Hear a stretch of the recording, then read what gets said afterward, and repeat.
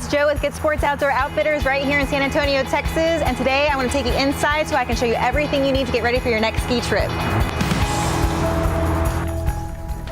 So we're gonna start out like we do every single day in our underwear. That's the first thing that you wanna have ready to go for your kit is your base layers. Base layers are super important for your ski trip because it's gonna be the layer that goes against your skin and keeps all the moisture off your body. When you're exercising on the mountain, you're producing a lot of body sweat. And if you're not wearing the right things, you're going to get cold because that moisture will be retained in any of the other materials like cotton. So we have base layers made out of natural fibers like merino wool or even synthetics like polyester. So the next part that we want to get you outfitted in is your mid layer and your pants. Now there's a ton of different pants to choose from, whether it's a waterproof pant or a water resistant pant, insulated pant or non-insulated pant. It all depends on where you're going skiing, how active you're going to be, and how you want to look. We have things that are DWR, which is durable water resistant pants that you can wear after ski as well. And then we also have insulated waterproof pants if you're just learning and you think you might spend a lot of time falling down in the snow.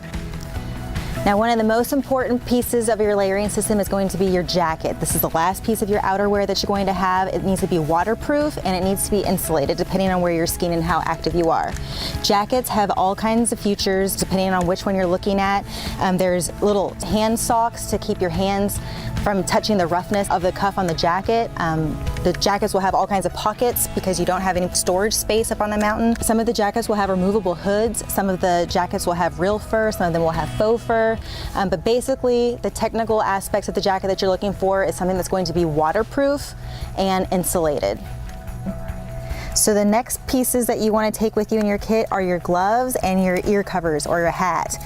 There's different kinds of gloves that you can take with you. Gloves are for if you want to have a little bit more dexterity. So if you're using your phones or clipping on your boots, this is a little bit easier to do. If you want your fingers to be warmer, mittens are the way to go, especially for little kids. If you have little kids going with you on the ski trip, get them mittens because it's going to keep them warmer on the mountain. So you aren't going to have a lot of fun on the mountain without safety, and safety comes first all the time. Biking helmets aren't going to cut it on the mountain, so you want to make sure you get a ski helmet, and most ski resorts require ski helmet. And then also ski goggles. There's a lot of glare that comes off the snow when you're skiing. It's hard to see, and you want to be able to see where there's patches of ice or other people, so make sure you get a good pair of ski goggles. So the next thing you want to make sure you take care of is your feet. You want to have a really good pair of ski socks. Ski socks are really long, so it comes up out of the boot that you're actually skiing or snowboarding in. If you have it too low, it'll hurt and it'll cause a crease underneath the boot, and it's not going to be very comfortable as you're skiing. Just like our base layers, you can either choose a natural fiber like merino wool, or you can do a synthetic, which is like a polyester blend. That way it keeps the moisture off your toes because your toes are going to get cold, especially inside that insulated boot. It could get hot and sweaty, and you don't want that moisture against your skin. You're also going to want to have a pair of after ski boots. You can't just pack sneakers or hiking boots because the outsole isn't going to be strong enough to grip the ice, and then your feet will be cold because they're not going to be insulated or waterproof. You can get a waterproof boot and wear that. Usually the grip on these are really good, even though the insulation is just nice and light, or you can get something that's really insulated and waterproof and also looks really pretty.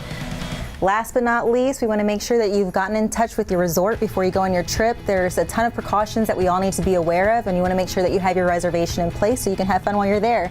Before you go, don't forget to swing by Good Sports and pick up your skier's checklist. We have everything that you need so you don't forget non-essentials and essential items. So swing by Good Sports, pick this up so you can make sure you have everything that you need on your trip.